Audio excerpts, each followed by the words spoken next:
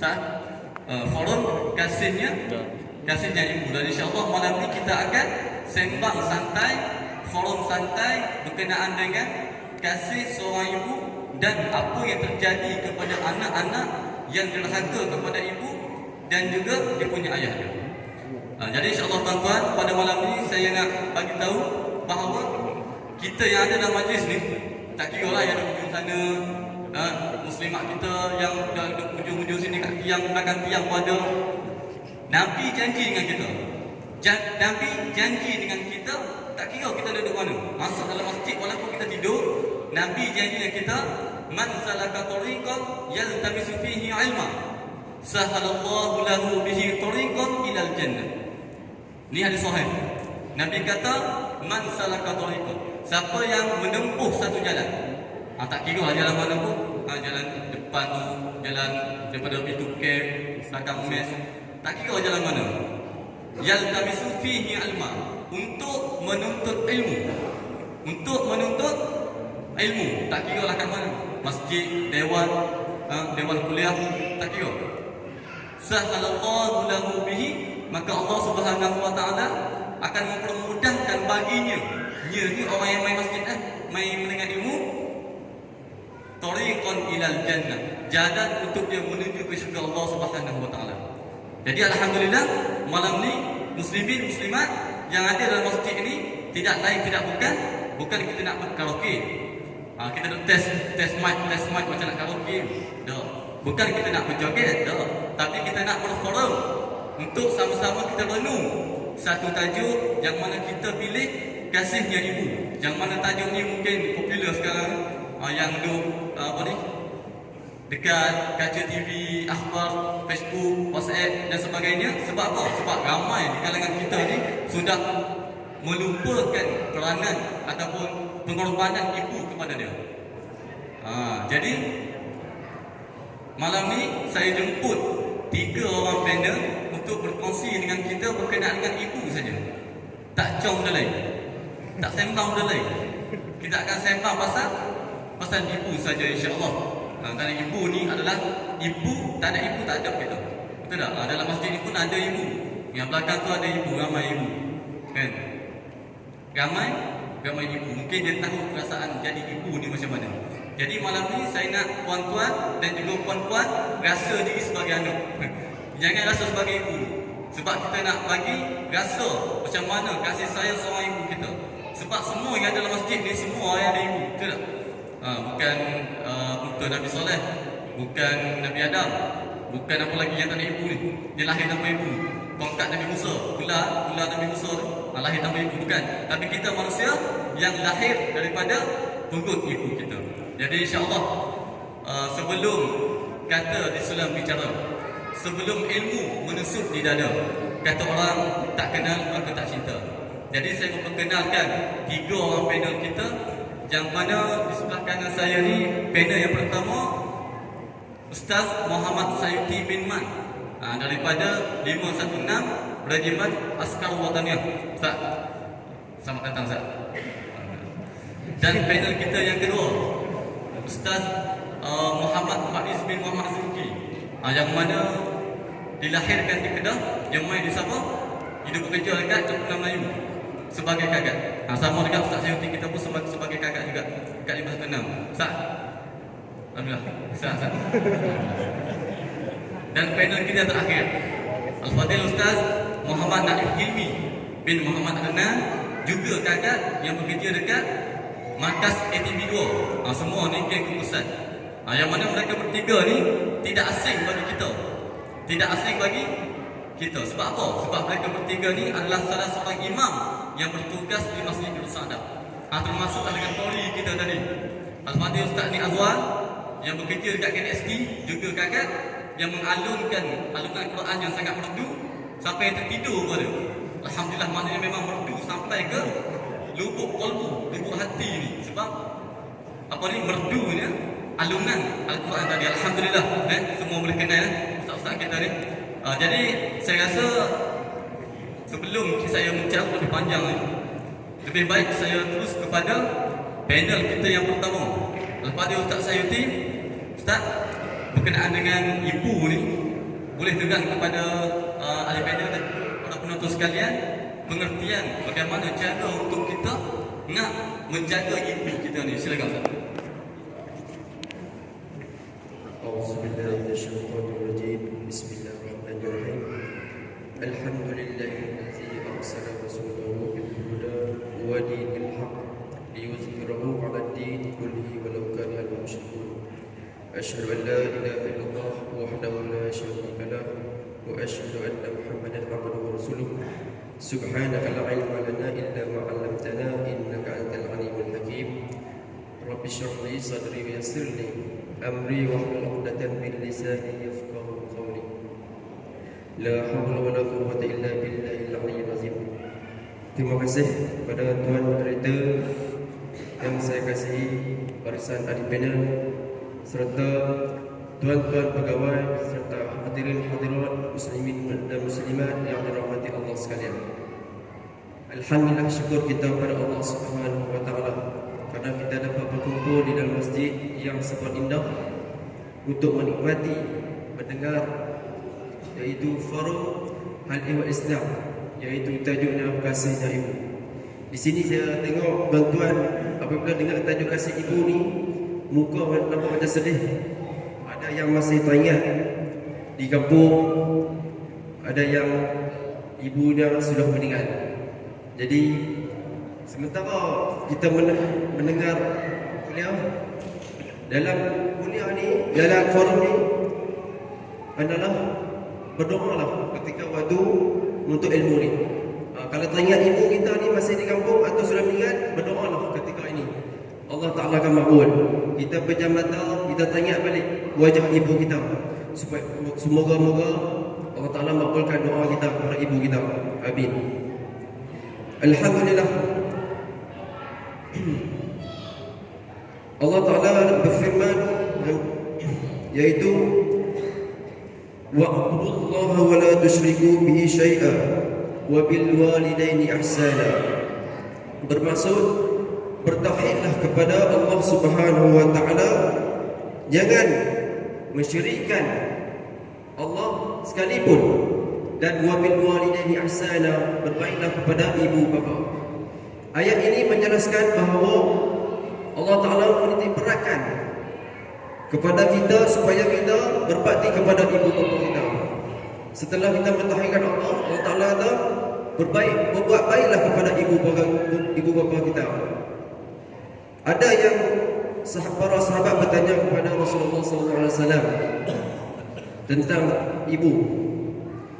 Rasulullah SAW kata ibu ni lebih baik, martabatnya tinggi sangat daripada bapa. Sehingga kan Rasulullah SAW sebut 3 kali, ummuka, ibu kamu. Setelah itu ayah kamu. 3 kali Rasulullah sebut ibu kamu. Jadi maknanya martabat ibu sangat tinggi.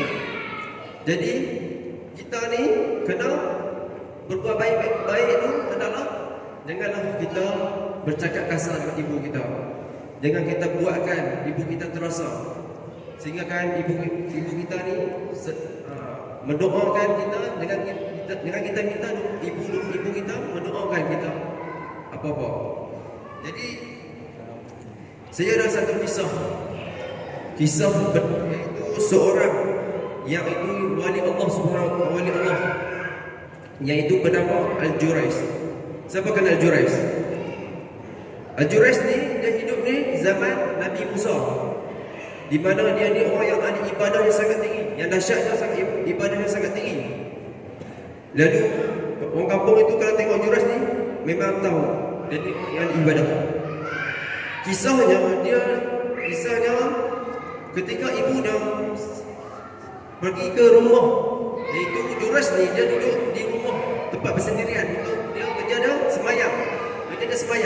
Ibu dia datang ke rumah Jurais, ibu dia panggil Jurais, wahai Jurais. Ketika itu Jurais tengah sembahyang sunat. Jurais mendengar ibunya panggil. Dalam hati Jurais berkata, adakah aku menyahut solat ibuku atau aku meneruskan solat? Lalu Jurayj ni teruskan sembahyang. Ibu Jurayj balik pulang ke rumahnya, dan esok pula datang panggil Jurayj lagi, anaknya panggil Jurayj lagi. Jurayj tengah sembahyang, dan Jurayj ni sedang sembahyang, dan dia seberat menyambut surat ibunya sampai 3 kali. 3 hari berturut-turut ibunya datang, Jurayj tengah sembahyang. Lalu ibu Jurayj ni dia terasa dan berdoa kepada Allah Subhanahu Wa Taala. Apa yang dia doa, tuan? Dia doa kepada Jurayj tu, ya Allah, janganlah engkau mati Jurayj sebelum dia bertemu ahli pelacur. Ibu Jurayj berdoa macam tu. Dan maknanya doa ibu tu sehingga ahli pelacur tu datang berjumpa Jurayj. Dia pergi tempat Jurayj, rumah Jurayj tu, dia tengok Jurayj tengok bersembahyang. Dia tengah sembahyang sunat. Jurayj pun datang, ahli pelacur tu datang menggoda Jurayj. Menggoda, tuan-tuan. Kalau kita ni tak menggoda pun, kalau tengok di pasar, di bandar, tengok pakaian ketat pun, astagfirullahalazim, tutup muka pun mesti jari tu jarang kita tengok juga. Hebatnya Jurayj tu, ahli pelacur tu menggoda juga. Menggoda kan, kita tak tahu menggoda macam mana, buka baju ke, buka semua pakaian kan, wallahu alam, itu menggoda. Jadi hebatnya Jurayj ni, dia tetap sembahyang juga. Jadi ceritakan tu, ahli pelacur ni dah setelah usaha juga menggoda Jurayj, tak percaya. Dan ahli pelacur dia menyesal, dia serah diri dan dia balik. Dia nak balik tu, dia ternampak sebuah pokok. Pokok itu ada seorang yang pengembala kambing. Pengembala kambing ni, orang yang menggembala kambing ni, dah lah tak sembahyang, duduk tengok kambing dia. Tengok ahli pelacur pula tu, maka pengembala kambing tu merobot. Sehingga ahli pelacur tu dapat melahirkan anak. Dan ahli doa yang ibu tadi tu, ahli pelacur fitnah, beritahu kepada orang penduduk kampung itu. Dia kata ini adalah anak Jurayj, anak yang anak tadi.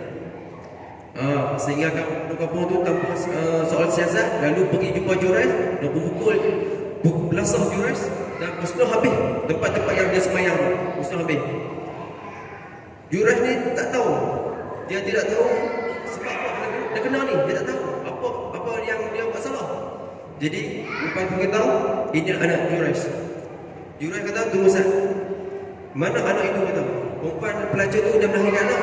Jurayj tu pergi berjumpa, mana anak itu? Jurayj bertemu anak itu, anak yang baru lahir kecil tu.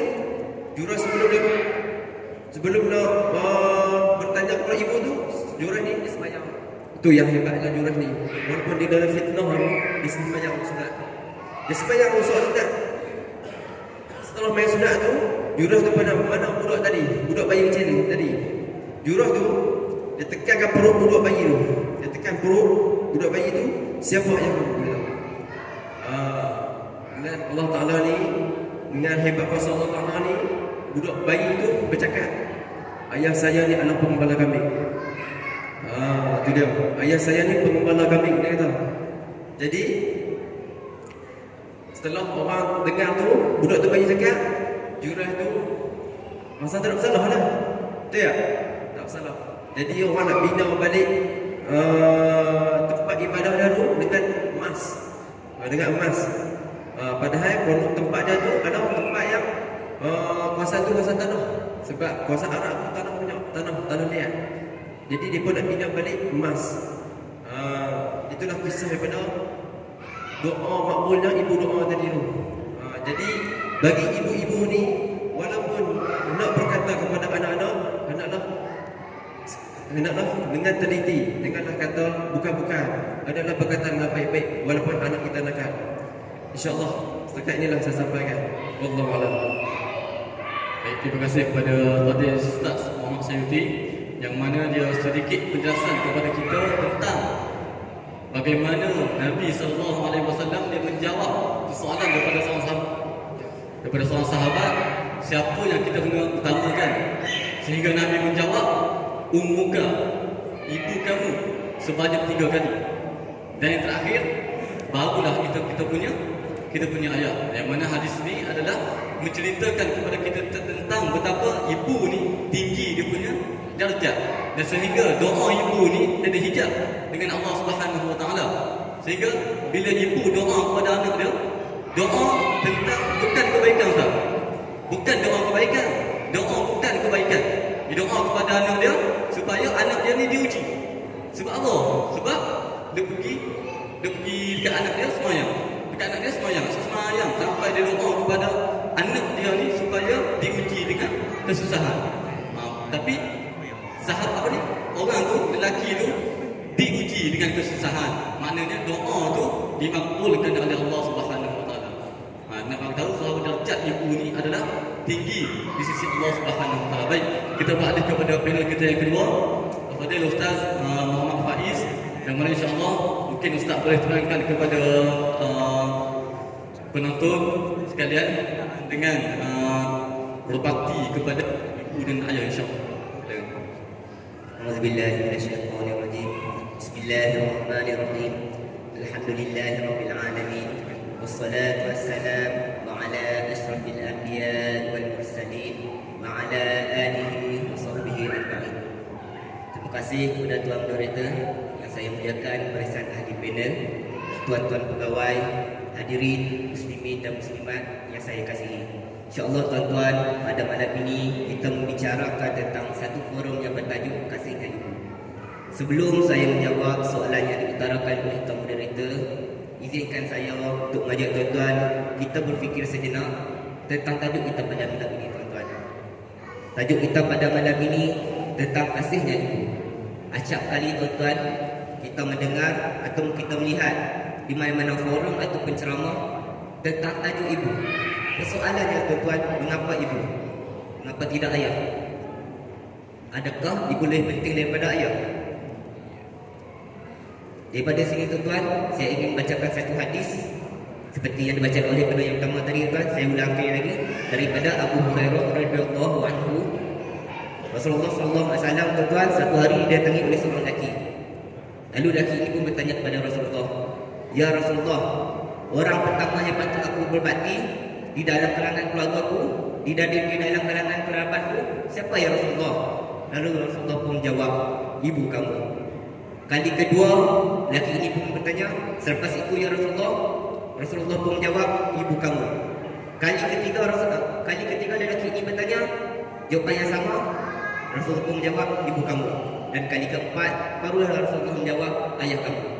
Daripada hadis ini tuan-tuan, dapat kita faham bahawa Allah meletakkan seorang perempuan yang bergelar ibu ni di tempat yang cukup tinggi, di darjat yang cukup tinggi. Sebab apa tuan-tuan? Sebab pengorbanan seorang ibu ni tiada tolak bandingnya. Bermula daripada ibu kita mengandungkan kita selama 9 bulan 10 hari. Selepas itu bertaruh nyawa pula tuan-tuan, melahirkan kita. Lepas habis melahirkan kita berpantang pula, mengayu banyak bantang. Ya Ustaz, mengayu banyak bantang. Bantang 40 hari, bantang 100 hari, kesian kat suaminya. Kemudian kan lepas bantang nak kena jaga susu pula tuan. Bukan boleh makan makanan yang tak elok, kena makanan yang berkhasiat. Sebab apa? Nak menyusu anak pula tuan. Sampai putus susu selama 2 tahun. Jadi tuan-tuan, pengorbanan ibu ni tuan-tuan sesuailah dengan kudratnya sebagai seorang perempuan yang bergelar ibu. Kalau Allah meletakkan tuan kita ni sebagai seorang ibu, lelaki ni kan bersalin, lelaki ni mengandung, saya jamin tuan-tuan kita tak boleh buat. Sebab apa tuan-tuan? Sebab Allah dah meletakkan tanggungjawab seorang ibu tu, tanggungjawab kasih sayang seorang ibu tak ada anak tu, Allah dah letakkan sejak azali lagi tuan-tuan. Acilah tuan. Kalau tuan-tuan cakap, "Oh, saya boleh buat kan?" Tuan-tuan keluar bandar nanti, ambil gula dalam baju. Lepas tu pergi pasar malam, memboyong macam tu kan. Kalau perempuan boleh tahan itu kan, kalau kita malu. Sebab apa? Sebab itu bukan tanggungjawab kita. Itu adalah tanggungjawab seorang perempuan. Kemudian tuan-tuan, kenaan dengan soalan yang diajukan oleh tuan moderator tadi, kenaan dengan bakti seorang anak pada ibu tuan. Saya teringat satu kisah tentang berkenaan dengan Uwais Al-Qarni. Mungkin sebahagian daripada hadirin sekalian pernah dengar kisah berkenaan dengan Uwais Al-Qarni. Siapa Uwais Al-Qarni, tuan-tuan? Uwais Al-Qarni ni seorang pemuda daripada Yaman. Uwais Al-Qarni ini hidup pada zaman Rasulullah, tetapi dia tak pernah berjumpa dengan Rasulullah, dan Rasulullah pun tak pernah berjumpa dengan dia. Sebab apa, tuan-tuan? Sebab dia ada satu tanggungjawab, iaitu tanggungjawab dia jaga ibu dia yang tua. Jaga ibu dia yang tua dan ibu dia yang uzur, dan ibu dia ada satu penyakit iaitu lumpuh satu badan, maksudnya tidak boleh bergerak, tuan-tuan. Nabi Muhammad SAW pernah berkata kepada Sayyidina Ali dan juga Sayyidina Umar, "Wahai Ali, wahai Umar, ada seorang pemuda daripada Yaman yang bernama Uwais Al-Qarni. Kamu berdua pergilah jumpa dia dan mintalah kepada Uwais Al-Qarni ini berdoa kepada Allah supaya Allah mengampunkan dosa kamu berdua." Sebab apa? Sebab doa Uwais Al-Qarni ini, tuan-tuan, terus direct kepada Allah, terus kepada Allah. Tak ada hijab. Tak ada hijab maksudnya apa, tuan-tuan? Maksudnya Allah bagi makbul dalam tu juga. Serta merta Allah makbulkan doa Uwais Al-Qarni. Inilah kelebihan Uwais Al-Qarni, tuan-tuan. Jadi, tuan-tuan, dipendekkan cerita, tuan-tuan, Uwais Al-Qarni ini ada satu penyakit, iaitu penyakit sopak. Penyakit sopak ni penyakit kulit lah, tuan. Dia macam kurap. Satu hari ibu Uwais Al-Qarni ni pun bertemu dengan Uwais. Dia kata kepada Uwais, "Wahai anakku ya Uwais, aku ingin sekali menunaikan haji. Kau tunaikanlah permintaan aku." Tuan-tuan, pada waktu itu nak menunaikan haji macam sekarang ni lah. Bukannya memerlukan duit yang sikit, memerlukan perbelanjaan yang cukup besar. Pada zaman tu, tuan-tuan, pada zaman Rasulullah, nak menunaikan haji sekurang-kurangnya kena ada seekor unta. Dan di atas unta itu dibina satu haudat. Apa haudat tu? Haudat tu macam rumah kecil. Rumah kecil yang dibina di atas unta itu. Macam pondok kecil kan, untuk kita berlindung daripada hujan dan panas. Kemudian, tuan-tuan, Uwais Al-Qarni ni kau yang kaya, tuan. Dia pengembala kambing dia. Itu je kerja dia. Jadi apa dia buat, tuan? Setelah dia fikir, dia beli seekor anak lembu. Kemudian dia bina satu kandang untuk anak lembu itu di atas satu bukit. Dia bina kandang di atas satu bukit. Lembu itu, tuan-tuan, masa dia beli tu umur dia baru 10 kilo. Tiap hari, tuan-tuan, dia ambil lembu tu di atas bukit tu, dia gendong. Dia bawa lembu tu turun bukit, dia bagi makan apa semua. Bila petang, dia gendong pula lembu tu, dia bawa naik atas. Selama 6 bulan, tuan-tuan, dia buat macam tu. Lembu tu daripada berat 10 kilo, bila 6 bulan jadi 100 kilo, tuan. Tapi buat kata pepatah Melayu, alah bisa tegal biasa. Bila dah selalu bawa, dia dah tak rasa dah latih yang dia buat tu. 6 bulan, tuan-tuan. Kemudian habis 6 bulan, tiba musim haji. Apabila tiba musim haji, dia angkat ibu dia gendong belakang. Dia dukung belakang. Kemudian dia letak satu kain dekat pinggang dia. Dalam kain ni dia letak makanan. Untuk apa, tuan-tuan? Untuk bekalan dia lah. Untuk bekalan dia pergi ke Mekah. Jadi masa dia bawa ibu dia ke Mekah, dia dukung belakang ni. Kemudian bila ibu dia dapat, dia ambil bersuap. Tuan-tuan, perjalanan daripada Yaman ke Mekah, berapa jarak dia? 400 km. Kalah komando, tuan-tuan. Kalah komando. Jadi, tuan-tuan, pergi balik 800 km. Masa-masa kita boleh buat tak, tuan-tuan? Saya jamin, tuan-tuan, kita tak boleh buat. Gendong ibu, tuan, taklah gendong ibu. Lepas tu bawa makanan pula kat sini, tuan. 400 km, tuan. Dia tak tahu berkali berhenti lah macam tu. Kalau ada tigatan, saya selat tigatan, naik tigatan. Tuan. Okey, dia ringkaskan cerita, tuan. Dia pergi haji, kemudian dia balik. 400 jadi 800 km. Kemudian apabila dah sampai ke Yaman, ibu Uwais pun bertanya kepada Uwais, "Wahai anakku, sepanjang kau berada di Mekah, apa yang kau doa kepada Allah?" Lalu Uwais pun menjawab, "Wahai ibuku, aku tidak mendoakan yang banyak, ibu. Aku hanya doakan satu saja, iaitu aku minta kepada Allah agar Allah mengampunkan dosa kamu, wahai ibu." Lalu ibu Uwais kata apa? Uwais kata, "Kenapa kau tidak minta kepada Allah agar mengampunkan dosa kau juga?" Lalu Uwais pun berkata, "Ibu, jika Allah mengampunkan dosa kamu, wahai ibu, maka kamu akan masuk syurga. Bila kamu masuk ke dalam syurga, maka kamu akan kamu akan selamat. Bila kamu akan selamat, kamu akan redha kepada aku.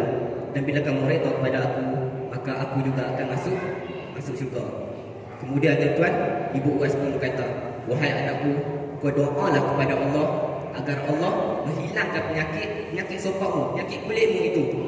Lalu Uwais kata apa tuan-tuan? Uwais cakap, tidak ibu, aku tidak akan berdoa seperti itu. Kerana apa? Kerana penyakit ini Allah yang bagi. Jika aku doa kepada Allah agar Allah menghilangkan penyakit aku ini, maka seperti aku tidak redha dengan pemberian Allah.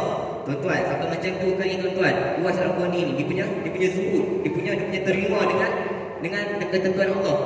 Kemudian tuan-tuan, apa Ibu Uwais cakap? Ibu cakap, wahai Uwais, tunaikanlah permintaan aku.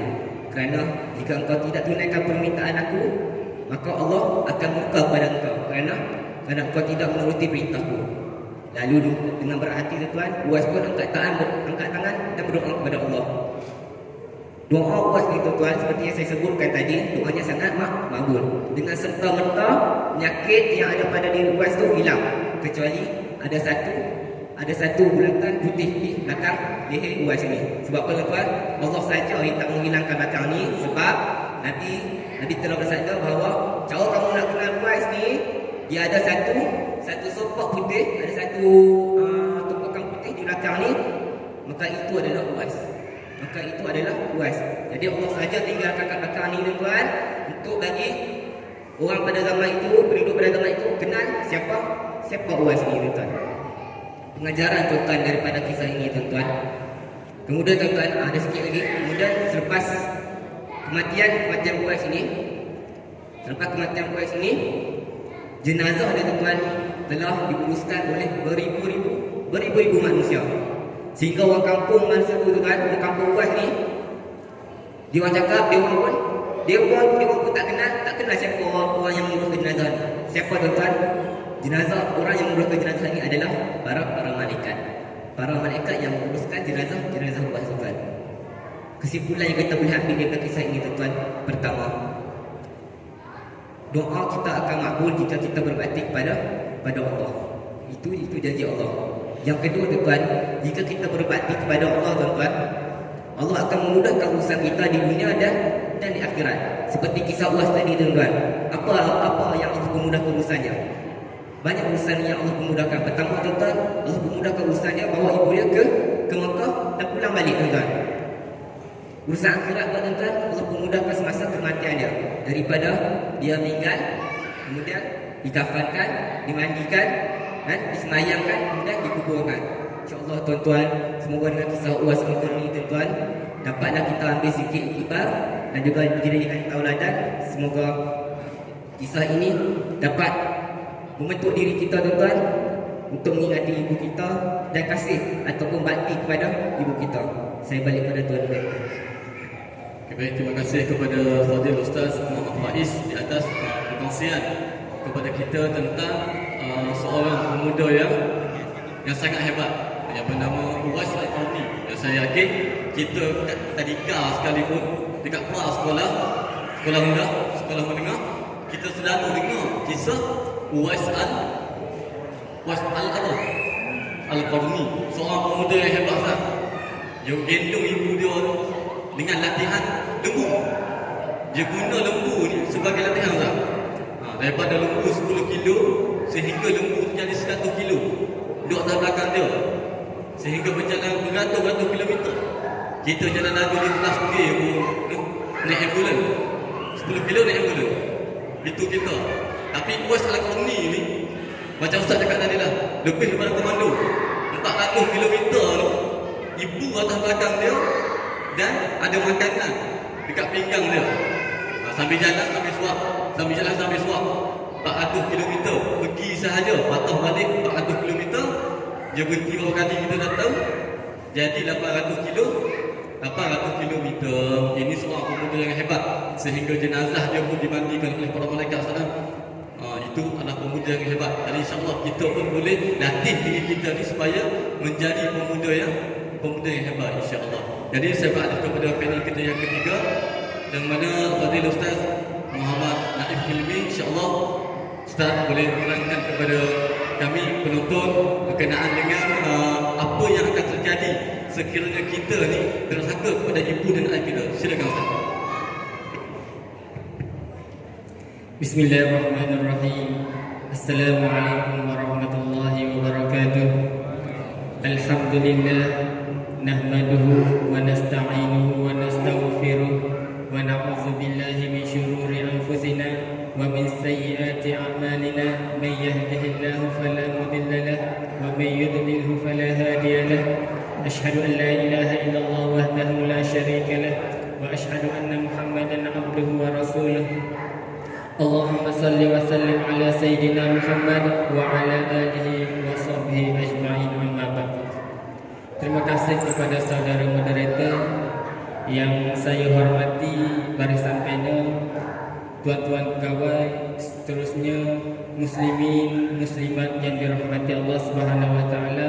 Alhamdulillah, sama-sama kita merafatkan setinggi syukur kita kepada Allah Subhanahu wa taala kerana dapat lagi kita bertemu pada malam ini dalam satu majlis forum yang bertajuk Kasih Seorang Ibu. Tuan-tuan, bila kita berbicara tentang seorang ibu ni tuan-tuan, dalam kehidupan kita ni tuan-tuan, ibu adalah seorang yang hebat tuan-tuan. Insan ini insan yang hebat dalam kehidupan kita tuan-tuan. Kita menjadi hebat hari ini kerana insan inilah tuan-tuan. Nah, waktu kita tengah belajar kat universiti, ibu kita sentiasa supaya kita ni berjaya dalam pelajaran, mendapat keputusan yang baik. Nah, dan apabila kita keluar daripada universiti, ibu juga akan kita supaya kita ni dapat cepat-cepat dapat kerja. Maknanya tidaklah terlalu mengganggu tuan-tuan. Doa ibu juga ya tuan-tuan. Bila ibu doakan kepada kita, maka kita dapat, insya-Allah kita dapat kerja yang bagus-bagus. Betul tak tuan-tuan? Jadi insan inilah, kehebatan insan inilah yang membuatkan kita jadi hebat tuan-tuan pada hari ini. Kita ni daripada tidak ada apa-apa, kita menjadi apa? Ada yang menjadi pegawai, ada yang ada rumah dah, ada suami, ada isteri dan juga anak-anak kerana insan yang hebat ini tuan-tuan. Jadi bila kita dah berjaya dalam kehidupan kita tuan-tuan, kita jangan lupa kepada kedua ibu bapa kita tuan-tuan. Sekarang ini dunia akhir zaman tuan-tuan, macam-macam kita dengar. Macam-macam kita dengar viral sekarang ini. Betul tak? Dekat Facebook, tak silap saya tahun lepas, seorang anak sanggup dia tinggalkan ibu dia seorang diri dekat minimarket tuan-tuan. Dia kata ke ibu dia, mak duduklah sini dulu, saya nak pergi basuh kereta dekat kawash. Mak dia tunggu situ berjam-jam, anak dia tak mari-mari, tak datang anak dia tuan-tuan. Menangis anak dia tuan-tuan kerana sanggup anak dia tinggalkan dia seorang diri tuan-tuan. Nampak tak? Ini berlaku pada akhir zaman tuan-tuan. Yang ni yang kita takut tuan-tuan. Tak, kalau kita nak cerita tak, waktu saya duduk di kampung dulu tuan-tuan, ayah saya ni peternak lembu. Tuan-tuan, lembu ni bila dia melahirkan anak, ibu dia mati. Ibu dia mati, lalu saya tengok anak lembu itu tadi, seolah-olah dia pun ada perasaan. Dia pergi ke ibu dia. Dia, kalau orang Kelantan panggil tepuh, kalau sini saya tak tahulah orang panggil apa. Maknanya binatang pun ada perasaan kasih sayang terhadap ibu dia tu. Tapi bila kita tengok apa yang berlaku hari ini, macam-macam berlaku. Ada yang sanggup tinggalkan rumah dia, sanggup tinggalkan ibu dia tempat rumah orang tua, orang panggil tak, rumah orang tua, kebanyakan masyarakat tu. Sedangkan ibu dia tu boleh jaga dia, bukan seorang anak. Kalau anak 10 jaga 10, semuanya sihat walafiat. tadi ibu seorang kita tak boleh nak jaga, tuan-tuan. Tuan-tuan, benda berat ni tuan-tuan. Kalau kita derhaka kepada ibu kita ni, benda yang sangat berat. Kata Nabi Muhammad sallallahu alaihi wasallam, redha Allah bergantung kepada redanya kedua ibu bapa kita, tuan-tuan. Bila air mata ibu kita menitis, kehidupan kita, tuan-tuan, tidak akan berkah. Allah Subhanahu wa taala dia tarik keberkatan dalam kehidupan kita, tuan-tuan. Jadi banyak benda bila kita derhaka kepada orang tua kita, tuan-tuan, banyak benda yang Allah Subhanahu wa taala dia tarik nikmat dalam kehidupan kita. Yang pertama, hadis Nabi sallallahu alaihi wasallam, dia kata tidak akan masuk syurga. Tidak akan masuk syurga orang yang derhaka kepada orang tuanya. Kata para ulama, jangan kata nak masuk syurga, nak bau syurga pun tak dapat, tuan-tuan. Kena ingat molek, tuan-tuan. Insan yang nama ibu ni kita kena jaga betul-betul, tuan. Kerana kunci syurga ada pada dia. Kita sebagai seorang anak. Nah, bila kita derhaka kepada kedua ibu kita, tuan-tuan, benda yang saya nak ingatkan kepada tuan-tuan, Allah Subhanahu wa taala dia akan, orang kata apa? Dia akan balas on the spot. Atas dunia Allah Subhanahu wa taala balas dah, tuan-tuan. Seperti mana kalau tuan-tuan tengok cerita tangga. Tahu? Mak dia tak ada tangan kepada Allah supaya anak dia terjadi mati. Dunia, tuan-tuan, Allah Subhanahu wa taala tunjuk dah. Belum akhirat lagi dunia. Sebab tu kita sebagai seorang anak dengan ibu ni kena berhati-hati, jangan derhaka. Tuan-tuan, kita tak usah kata nak buang ibu, nak berkata pun tak boleh. Betul tak? Jangan kamu kata kalau pun tak boleh, tinggi suara pun tak boleh, terancam pun tak boleh. Tuan-tuan, saya ada satu kisah sebut bab terancam dekat kampung saya. Bukan kampung saya, kampung orang lain. Kampung orang lain. Ada seorang anak ni, dia minta duit dengan mak dia. Kisah benar ni, tuan-tuan. Dia minta duit dengan mak dia. Mak dia tak bagi. Mungkin dia ni penagih data lah cerita dia ni. Pemuda ni dia penagih data. Bila mak dia tak bagi duit, dia terancam mak dia. Dia terancam mak dia. Kemudian dia keluar daripada rumah. Dia bawa motor. Dalam perjalanan accident, mati, tuan-tuan. Mati. Maka orang ramai, orang kampung kat situ urus nanti punya jenazah. Waktu dah nak masuk dalam liang tu, orang yang kali kubur tu, dia dah hukum ngam-ngam dah. Dia dah hukum dah ngam-ngam jenazah dengan liang. Okey dah. Bila nak turun jenazah dalam liang ni, tuan-tuan, kaki Allah Ta'ala takdirkan jadi panjang. Maka akak balik, gali balik liang itu, letak panjang lagi. Apa yang berlaku, tuan-tuan? Kata kepada apa dia katakan kepada teriman? Apa dia kata kepada teriman? Kita tak boleh buat cara lain dah. Repih kaki, tuan-tuan. Repih kepok kaki ni. Nampak tak?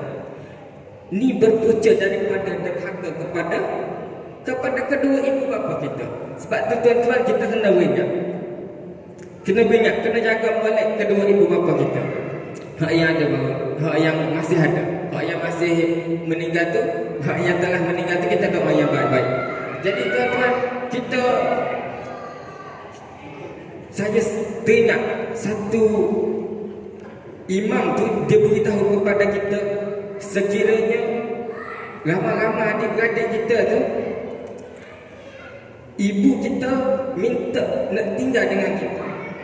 Ibu kita minta nak tinggal dengan kita. Contoh adik-beradik 4 orang minta nak tinggal dengan hak ni. Jangan tolak, tuan-tuan. Kata ustaz itu, tuan-tuan, bila ibu kita pilih kita duduk sekali dengan kita, maka rahmat Allah Subhanahu wa taala terbuka luas. Kehidupan kita jadi kehidupan yang senang lenang. Allah Subhanahu wa taala buka rezeki kita. Allah Subhanahu wa taala tenangkan hati kita, fikiran kita. kehidupan kita jadi bahagia. Kita dengan isteri kita bahagia, kita dengan anak kita bahagia, kita dengan adik-adik kita tidak ada masalah. Nampak tak? Kita dengan mak mertua kita tidak ada masalah. Maknanya Allah Subhanahu Wa Taala beri kebahagiaan kepada kita bila kita memilih untuk nak menjaga ibu kita. Nampak tak? Bila kita tolak tuan-tuan, bila kita tolak untuk kita nak jaga ibu kita, kita kata mak tinggallah dengan adik yang bosu dulu. Bila kita tengok kehidupan kita, keberkatan rumah tangga kita, Allah Subhanahu Wa Taala tarik keseluruhan. Bila Allah Subhanahu Wa Taala bila dia tarik keseluruhan, orang kata apa, berkah kehidupan kita, maka kehidupan kita akan jadi banyak masalah. Kita akan jadi banyak masalah dengan anak kita. Kita akan banyak masalah dengan isteri kita. Kita akan banyak masalah dengan sahabat-sahabat kita. Ada je benda yang tak kena. Kita akan duit dalam keadaan tidak cukup. Allah Subhanahu Wa Taala bagi tekanan kepada kita. Allah Subhanahu Wa Taala sempitkan dada kita. Allah Subhanahu Wa Taala sempitkan kehidupan kita, tuan-tuan. Nampak tak? Ini yang berlaku, tuan-tuan. Sebab tu saya minta kepada tuan-tuan, bila kita mempunyai ibu, kita jaga betul-betul ibu kita. Tak, kalau saya nak cerita bab jasa ibu kita, panel kita pun dah bagi tahu banyak. Jasa ibu kita kepada kita terlalu banyak, tuan-tuan. Saat kita nak melahirkan anak kita, tak, saat ibu nak melahirkan kita, dia bertaruh nyawa, tuan-tuan. Dia bertaruh nyawa. Bila dah kita melahirkan, dia jaga kita daripada kecil ke besar. Sanggup berjaga malam. Kalau anak kecil ni, yang mana ada anak ni, dia tahu lah. Betul-betul berjaga malam, jaga anak dia dengan baik. Nah, tapi bila besar, anak tak boleh nak jaga ibu. Tu yang jadi pelik tu. Anak bukan seorang 10, laki 5, puan 5. Tak, mak boleh jaga dengan elok, besar elok, dan anak-anak pula berjaya. Ada kereta mewah, tak, rumah pun besar. Jadi nak jaga seorang anak ni, kalau tak boleh juga lah kira teruk lah. Tuan-tuan, saya nak berkongsi satu hadis, tuan-tuan, dengan tuan-tuan. Hadis ni diriwayat oleh Sayyidina Umar. Tak, satu hari bila Nabi Muhammad sallallahu alaihi wasallam, bila dia berada dengan sahabat-sahabat, kemudian datang satu orang lelaki. Satu orang lelaki yang mana sahabat kata, aku pun tak kenal. Aku pun tak kenal siapa ni. Dia bukan di kalangan kami. Maknanya bukan penduduk Madinah. Dia orang asing. Dia mari, dia ngam-ngam, dia duduk. Lutut dia bertentangan, berhadapan dengan lutut Nabi. Dan dia kata kepada Nabi, wahai Muhammad, khabarkan aku 5 perkara. Khabarkan aku tentang Islam. Maka Nabi Muhammad menjawab dengan rukun Islam. Dia kata benar. Nabi menjawab. Kemudian dia kata, khabarkan aku tentang iman. Nabi menjawab sebagaimana ada dalam rukun iman tu. Kemudian dia menjawab benar, lelaki itu tadi. Dan dia tanya tentang ihsan. Nabi pun jawab tentang ihsan. Dia kata benar. Last kali dia kata, khabarkan kepada aku tanda-tanda kiamat. Lalu Nabi pun menjawab, orang yang tanya lebih mengetahui daripada yang ditanya. Nampak tak? So dia berkata benar. Jadi khabarkan aku apa tanda-tanda dia. Apa tanda-tanda dia? Nabi Muhammad sallallahu alaihi wasallam menjawab, tanda-tanda dia adalah seorang ibu melahirkan tuannya. Seorang ibu melahirkan tuannya. Apa yang tuan-tuan faham? Maksudnya kat sini, anak menjadikan ibunya sebagai khatam ataupun orang gaji. Nampak tak? Berlaku, tuan-tuan, pada hari ini. Dan juga pernah dibuat cerita dalam televisyen pun ada drama. Yang mana kan bila kita dah kahwin, kita dah ada anak, dah ada isteri, dah ada anak kan. lalu kita minta tolong kepada ibu kita. Kita hello kepada ibu kita, kita kata, wahai ibu, boleh tak saya dengan ibu? Dua-dua kerja, suami kerja, isteri kerja, anak tak ada orang nak jaga. Telefon kamu minta bantuan mu. Kata nak cari tukang gaji, nak dapat segera tu lambat sikit lah. Minta tolong dengan mu. Mak pun mari. Mak tu ada tuan-tuan, umur 80. Cerita ni tuan-tuan.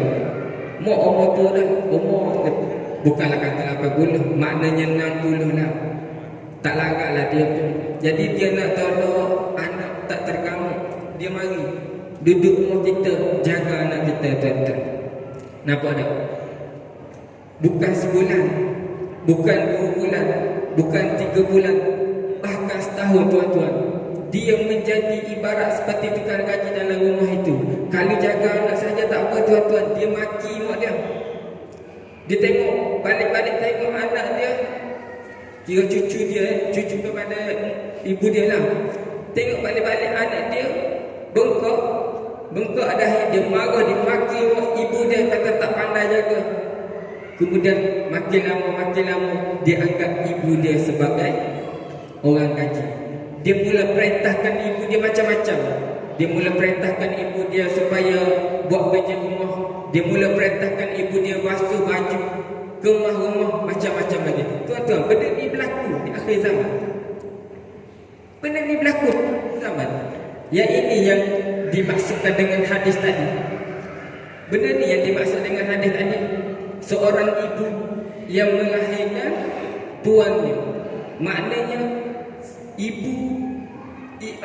anak yang menjadikan ibunya sebagai orang gaji. Ini yang dimaksudkan dalam hadis ini tuan-tuan. Jadi kita kena berhati-hati tuan-tuan. Kalau boleh kita elok, kita boleh minta tolong dengan ibu bapa kita tak ada masalah pun. Tapi jangan lama. Kita kena kesian. Mak kita tu tak larat dah. Nak jaga baby bukan senang tuan-tuan. Tak percaya tanya ibu-ibu kat belakang. Nak jaga baby kalau 3 bulan, 4 bulan, 5 bulan bukan senang. Bahawa ibu kita dah tua dah tuan-tuan. Nampak tak? Untuk sementara kita nak mencari tukang gaji lain, tak apalah. Tapi kalaulah kita suruh kepada dia selama-lamanya, maknanya makan tahun, lepas kita maki pula dia buat yang tak kena. Hak ni yang dimasukkan dalam hadis ni, ibu yang melahirkan tuan-tuan.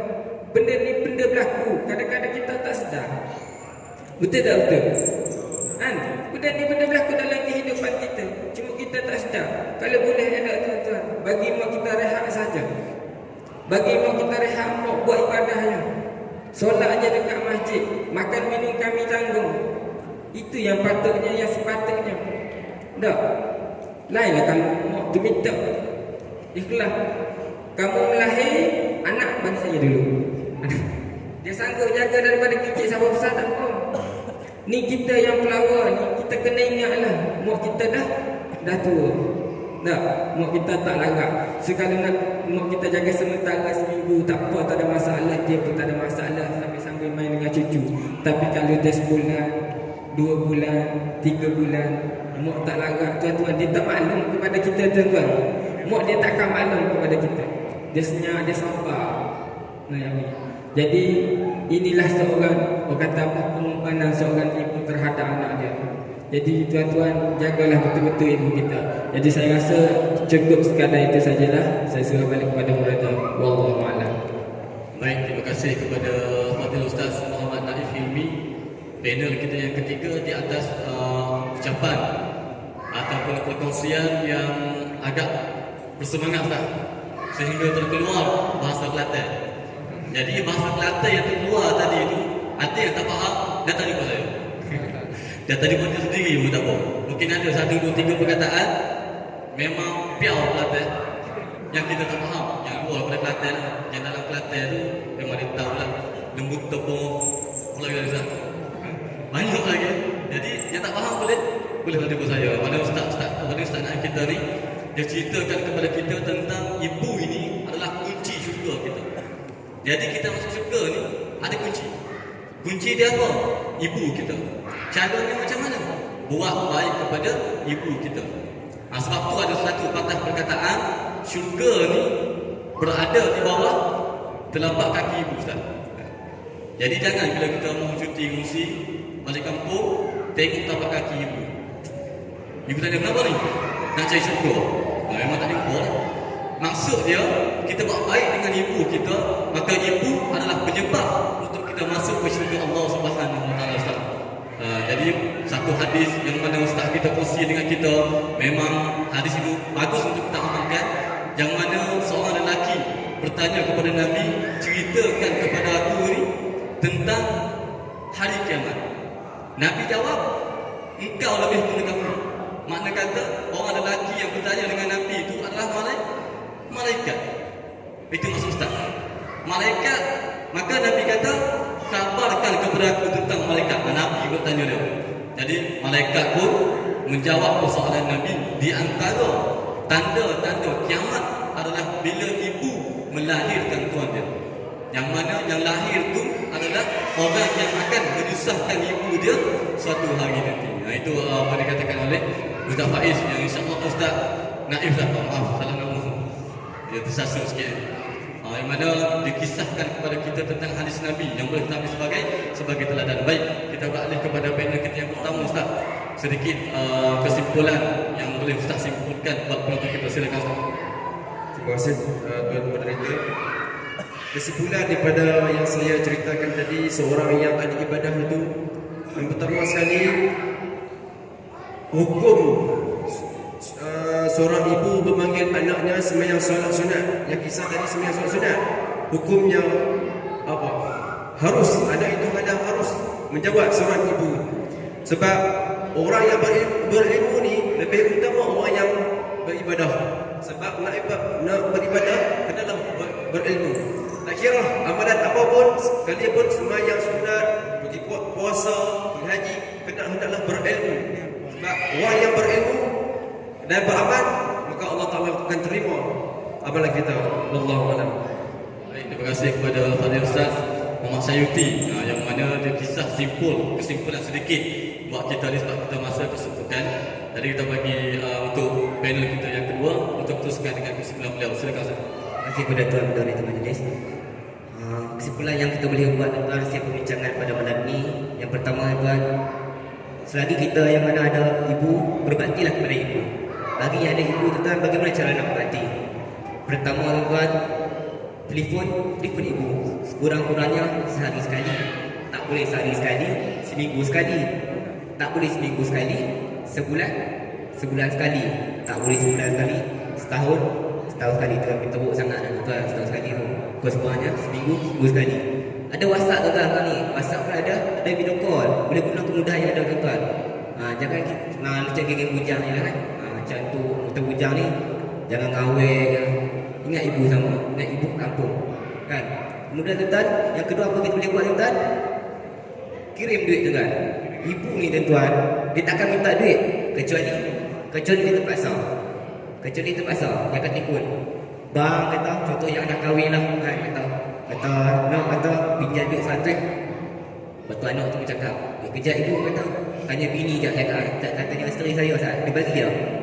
Tanya isteri dia, yang ni mau nak pinjam 100. Bini dia cakap, baru minggu lepas pinjam 100 nak pinjam lagi. Tuan-tuan, kalau dapat bini je macam tu tuan-tuan, tak boleh cakap apa tuan. Tapi kalau tuan-tuan ikut cakap bini tu, tuan-tuan layu lah. Sebab apa? Sebab kita orang lelaki tu tuan, antara bini dengan ibu, mana kita kena utamakan? Ibu. Kalau kita beli hadiah tuan, contoh ibu kita ada kat rumah, kita beli hadiah, kita bersihkan, kita beli hadiah, balik ke rumah ada ibu dengan bini kita, orang pertama yang kita kena bagi hadiah pada siapa? Ibu. Baru kita bagi kepada bini kita. Bini nombor 2 tu tuan. Bukan ada 2 bini nombor 2. Yang pertama ibu. Jangan lupa perempuan, minta maaf. Okey tuan-tuan, bagi anak yang telah kematian ibu, satu je cara tuan-tuan kita nak berbakti kepada ibu kita, iaitu melalui doa. Sebab hanya doa saja yang boleh bantu ibu kita di dalam kubur. InsyaAllah tuan-tuan, masa pun semakin singkat. Itu saja tuan-tuan kesimpulan yang boleh saya buat. InsyaAllah saya kembali kepada tuan-tuan itu. Ustaz, kalau ibu tak reti nak video call macam mana Ustaz? WhatsApp tak ada? Macam mana? Tak reti nak video call? Kalau tak nanti video call, kita call saja. Tak ada lah insyaAllah. Kalau ibu kita tak pandai nak video call, mungkin jadi ibu orang tua. Dia tengok WhatsApp ni nak apa? Orang tua. Jadi kita call mungkin dia reti lah. Jadi insyaAllah kita teruskan dengan panel yang ketiga kita untuk simpulkan forum kita. Silakan Ustaz. Untuk tuan-tuan yang dimuliakan Allah, untuk kesimpulan forum kita pada malam ini, jadi kita sebagai seorang anak, kita berusaha menjaga hati ibu kita, sentiasa berbuat baik kepada ibu kita, dan kita kena banyak bersabar tuan-tuan dengan kerana ibu kita tuan-tuan. Kenapa bila ibu kita dah tua-tua ni tuan, kerana dia lain macam sikit. Dia nak pergi ke bawah perangai dia seperti ke budak-budak sikit. Kalau ibu dah tua lah. Jadi kita kena banyak bersabar untuk kita jaga dia. Walaupun dia dah tua, walaupun dia kata macam-macam, kita sabar, kita jangan balas. Kita sabar dengan dia. Dan kita berusaha menjaga dia, menjaga hati dia. Jangan terlampau kata apa, tinggikan suara. Apa yang mak kita minta, sekiranya kita tidak mampu, kita diam saja. Lebih baik diam daripada maki tuan-tuan. Tak, mak kita suruh kita macam-macam kan, kita diam. Jangan kata apa, lebih baik. Tak, walaupun dalam hati malah tak, daripada kita respon malah ibu, nak respon on the spot malah ibu, nak macam-macam lagi. Jadi saya pesan kepada diri saya dan juga diri tuan-tuan, kita kena banyak bersabar untuk kita nak menjaga orang tua kita. Nak dalam kehidupan ini, mudah-mudahan kita semua dirahmati oleh Allah Subhanahu Wa Taala. Saya rasa cukup setakat itu sajalah. Wallahu a'lam. Baik, terima kasih kepada Fadil Ustaz Muhammad Hilmi di atas kesimpulan yang diberikan kepada kita. Baik tuan-tuan, saya juga boleh menyimpulkan sikit yang mana ketika saya di kampung, zaman awam janggut pun ada, sekali janggut dah cukup lah, askar tak pergi simpan. Jadi ketika saya di kampung di Kelantan, biasalah hari Jumaat pagi dia akan buat medan ilmu Ustaz kan? Medan ilmu yang mana slot pertama bebas, ustaz mana-mana pun boleh main ceramah.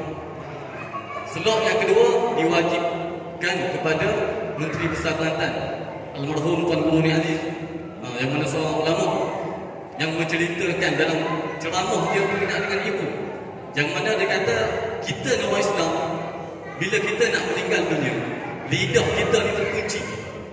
Lidah kita ni terkunci, tak boleh nak kata apa. Masa kita nazak nak mati itu, lidah kita terkunci, tak boleh nak lafaz perkataan la ilaha illallah. La ilaha illallah ni adalah perkataan yang sepatutnya kita lafazkan ketika kita ni sakaratul maut. Ketika kita nak mati ni, itulah lafaz yang paling baik untuk kita. Tapi ulama kata akan terkunci lidah kita dengan kata apa? Berdebar masa tu hanya Allah saja yang tahu. Kita bayangkan malaikat datang dekat kita nak cabut nyawa, ya? Malaikat main nak cabut nyawa, tiba-tiba lidah kita ni terkedu, tak boleh nak lafaz perkataan la ilaha illallah. Sebab apa tuan-tuan? Kata ulama, kerana derhaka pada ibu rumah. Kita derhaka kepada ibu kita ni salah satu punca kenapa kita ni lidah terkunci untuk menyebut perkataan la ilaha illallah, tiada Tuhan yang melainkan Allah. Jadi ketika kita hidup, ketika ibu kita pun masih hidup, mohon ampunlah, mohon ampun kepada ibu kita. Walaupun sekelumit kecil kesalahan kita terhadap ibu kita, minta ampun. Maaf sebelum daripada dia meninggal dunia. Sebelum daripada ibu kita meninggal dunia, minta maaf. Walaupun kesalahan kita terhadap ibu kita ni hanya sekelumit kecil. Zaman sekarang ni, kesalahan kepada ibu ni, zaman iPhone, Balik kampung main phone. Kan? Saya tak boleh. Kampung saya tak ada lain. Kampung saya ni dulu. Nak masuk tu, member nak call pun tak boleh. Lepas tu dia marah tau. Tish, suruh pergi rumah. Nak call tak boleh. Lain tak ada. Jadi yang phone ni memang simpan. Tapi kebanyakan kampung yang mana lain. Jadi di rumah dia main lain. Dia main phone. Balik kampung main phone. Jadi ibu kita ni terasa hati kerana kita abaikan dia. Itu kesalahan kepada ibu kita. Mohon ampun dengan ibu kita. Sebagaimana yang Ustaz Naif tadi beritahu kepada kita, diceritakan kepada kita, bila ibu ni memilih lebih kepada kita untuk duduk dengan kita. Bila dia tua, dia tak lagat dah nak masak nasi, nak masak air, walaupun nak ukur hari ni muda, tapi tak lagat, dah tua. Dia pilih kita untuk dia duduk, untuk dia tumpang. Adik-adik ramai sana, 5 lelaki, 5 perempuan, 7 beradik, 8 beradik, tapi kita ni dipilih oleh ibu kita untuk stay dengan dia. Jangan kita rasa itu sebagai bebanan, Ustaz. Jangan rasakan itu sebagai bebanan. Itu adalah satu kemuliaan. Sebab apa? Ramai-ramai adik-beradik ni bukan ibu tak sayang kepada anak-anak dia yang lain, tapi dia lebih mengetahui siapa anak dia yang boleh dia tumpang. Bila ibu kita mati, tak boleh nak buat apa dah. Tak boleh nak buat. Bila dia mati, kita pergi kat jasad dia, "Mak, ampunkan saya, Mak." Hidup keras itu dah. Dia tak balas dah. Bila dia balas, lari kita. Mayat mak ni tu baring ni, "Mak, maafkan saya, Mak." Aku tak maaf lah. Lari tu. Kan? Imam lari. Sebab apa? Sebab terkejut. Jadi masa dia hidup ni, mohon ampun dengan ibu kita. Bila kita dah jauh ni, lalu berlaku dah anggota-anggota kita, adik-beradik kau, bang, mak dah tak ada. Mak dah tak ada. Kita duduk di perantauan jauh, nak pintas laut, kan? Nak seberang laut, kan? Bergegah balik, ya sebab sampai ke kampung, yang mana kampung yang dilahirkan kita dan kampung ibu kita mati. Sampai kat tangga pintu, nampak satu jasad terbaring di tengah-tengah rumah. Tidak lain tidak bukan, itulah jasad ibu kita. Terduduk kita, tuan-tuan. Terduduk kita. Ibu kita yang dilahirkan kita, yang jaga kita, mati bukan di samping kita. Kan? Kita tengok jasad berada di tengah-tengah rumah. Masuk perlahan-lahan, melutut di jasad ibu. Tarik slow-slow kain batik lepas. Kalau orang Kelantan, kain batik lepas. Kalau orang luar tak tahu panggil apa. Kain yang berhubung yang batik tu, dia tarik, dia tengok satu muka. Satu bentuk muka yang dia kata dia kenal. Aku kenal muka tu. Selama aku hidup atas dunia ni 50 tahun, 40 tahun, 30 tahun, ini muka yang paling aku kenal. Itulah muka mak aku. Dia buka lagi kain. Dia nampak tangan yang berada di atas pundak mak dia. Dia pegang tangan dia, tangan mak dia yang dah sejuk, yang dah kaku. Dia kata inilah tangan yang menjaga aku sewaktu aku kecil, yang suap makanan kepada aku, yang dia belai aku, yang dia basuh begu aku, yang dia tanak nasi kepada aku. Tangan ni lah. Sehingga kita berjaya sekarang ni, kita berjaya sekarang ni, kita ada kerjaya, kita ada isteri, ada anak, ada kereta, ada motor, ada rumah. Jangan lupa orang yang mendidik kita sewaktu kita kecil, ibu kita. Kita boleh bercakap ni sebab mak kita dah ajar. Betul tak? Macam kita ada anak, kan? Ambil tu aiskrim. Ada tak nak sebut pun, tapi kita sebut. Bagi dia biasa dengan perkataan aiskrim je pun. Tapi kita nak ajar dia bercakap. Bila kita dewasa, bila dah pandai bercakap, kita melawan ibu kita. Patut tak tuan? Ibu kita ajar kita bercakap. Bila kita fasih bercakap, kita menentang, kita melawan cakap ibu kita. Waliyahzubillah. Jadi sementara ibu kita ni masih ada, mohon ampun dengan ibu kita. Uruskan jenazah mereka. Sebab tu kita dalam sekali untuk kita buat kursus jenazah free, tak pernah berbayar pun. Datang kursus jenazah supaya kita tahu sedikit sebanyak bagaimana cara untuk kita menguruskan jenazah. Dan paling penting sekali, jenazah yang kita nak uruskan adalah jenazah ibu dan ayah kita. Itu yang diharapkan oleh ibu dan ayah. Tak benda lain, bukan harta, bukan kereta, bukan rumah, tapi anaknya soleh dan juga solehah. Itu yang diharapkan oleh ibu bapa. Sama macam kita pun ramai yang dah jadi ayah, yang dah jadi mak. Apa yang kita harapkan kepada anak-anak kita adalah supaya mereka ni menjadi anak yang soleh dan juga solehah. Jadi sebelum saya tutup program forum kita ni, sebelum saya serahkan kepada tuan pengacara majlis, saya buka soalan kepada audiens ataupun penonton untuk sedikit sebanyak perkongsian kita pada insya-Allah. Silakan. Ustaz. Ustaz, saya nak tanya soalan. Apa hukum kalau ibu kita ni dia nak minta duduk rumah tua tapi kita tak sanggup nak hantar lah? Kuat sikit. Apa hukum kalau kita nak ibu kita nak minta duduk rumah tua tapi kita tak sanggup nak hantar? Ulang kali lagi. Apa hukum kalau ibu kita nak minta duduk rumah kebajikan kan, rumah tua tapi kita ni tak sanggup nak hantar? Oh, ibu minta dengan kita ni nak duduk rumah orang tua. Apa hukum? Ibu minta dengan kita nak duduk rumah orang tua tapi kita tak sanggup nak hantar. InsyaAllah Ustaz boleh sedikit sebanyak jelaskan berkenaan dengan ibu ni minta dengan kita nak duduk rumah orang tua. Silakan Ustaz. Assalamualaikum. Jadi soalan yang diajukan tadi apa?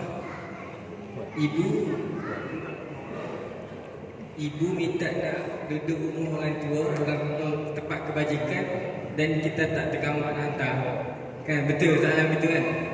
Jadi tuan-tuan, ibu kita ni dia tahu dah perangai kita. Dia bukan bersama. So dia tahu. Dia tahu perangai kita bagaimana. Sedih kadang-kadang dia nak test. Kadang-kadang dia nak test. Dia kata tak apalah, kamu ni anak ramai kan, komitmen banyak, hantar je lah ibu ke rumah orang tua. Nak, kadang-kadang ibu kata gitu kan. Jadi apa peranan sebagai seorang anak? Nah, jadi kita tak tergamak kan. Bila apa kita nak cerita? Jadi hukumnya kat sini kan, jangan sekali-kali kita ikut kehendak mak kita. Maknanya letak mak kita tempat kebajikan masyarakat. Jangan benarkan. Sebab itu bukan daripada isi hati dia. Bukan. Mana ada seorang nak duduk tempat kebajikan masyarakat yang tidak ada, maknanya sebagai seorang asing, tidak ada anak. Cuma dia kadang-kadang dia sengaja. Dia sengaja dia nak test kita. So maknanya hukumnya jangan benarkan. Maknanya kita tolak pelawan dia tu tak apa, tak berdosa. Tak. Maknanya kita bukanlah kita nak kata kita marah. Tak, kita cakap elok-elok, mak tak payah pergi. Mak nak pergi, kita kata tak payah pergi. Kat situ hukum dia tidak menjadi masalah. Tidaklah kita kata anak yang derhaka. Faham tak? Okay? Kat situ kita bukan derhaka, kerana kita nak yang terbaik kepada orang tua kita. Kadang-kadang supaya kita kan, sebelum ni saya bagi tahu tu, orang tua kita ni bila dah tua dia punya permintaan pelik-pelik sikit kan? Bila dah umur 80, dia pemikiran dia seperti ke anak-anakan, ke budak-budakan. So ada benda kita boleh ikut kehendak dia, ada benda kita tak boleh ikut. Jadi kalau dia minta suruh tinggalkan dia ke rumah masyarakat, tak wajib kita ikut kan? Okay.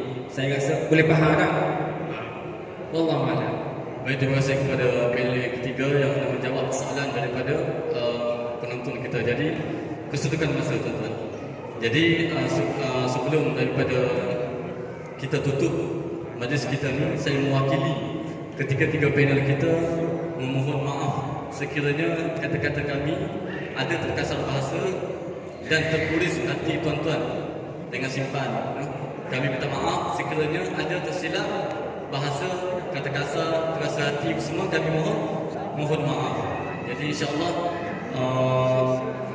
next time boleh lagi insya-Allah. Mudah-mudahan apa yang terdapat pada malam ini boleh dijadikan sebagai teladan dan juga panduan hidup kita, yang ada sedikit hadis yang mana disampaikan oleh para panel kita kepada kita, ia boleh dijadikan sebagai ilmu untuk kita amalkan insya-Allah sana.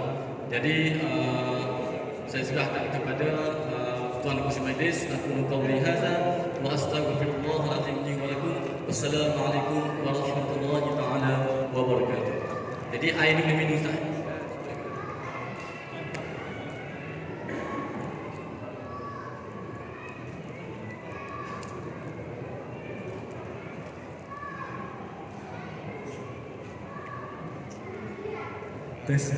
Alhamdulillah, terima kasih kepada saudara moderator dan ketiga-tiga ahli panel forum yang telah disampaikan sebentar tadi. InsyaAllah segala ilmu yang telah disampaikan dapat sama-sama kita amalkan dan sampaikan kepada orang lain. Bagi meneruskan majlis pada hari ini, saya menyebut Kopral Muhammad Asri bin Roslan selaku YDP Kelab Batanda bagi mengiringi Meja Samsuri bin Sutrisno untuk menyampaikan jenah hati kepada ahli panel. Majlis dengan takzimnya mempersilakan.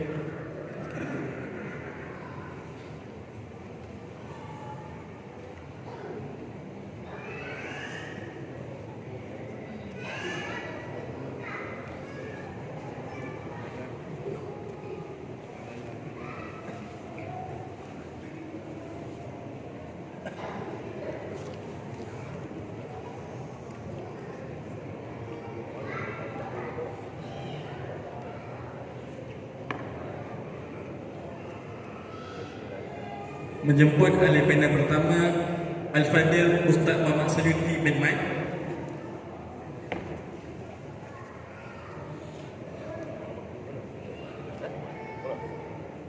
Musim-musim.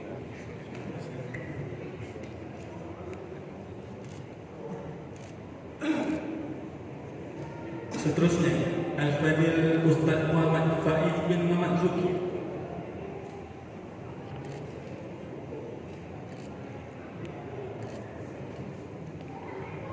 Dan ahli panel terakhir Al-Fadil Ustaz Muhammad Naim Hilmi bin Muhammad Adnan.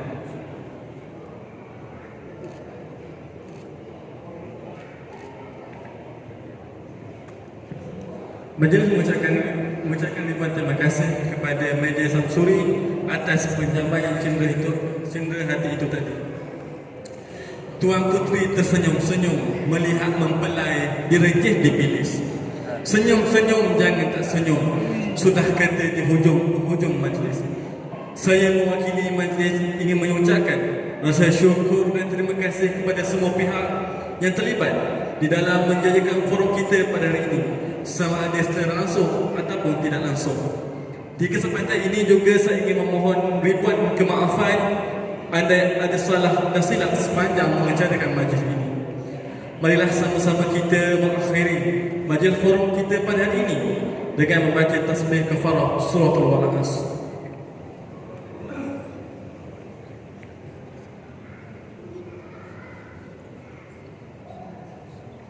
Assalamualaikum warahmatullahi taala wabarakatuh.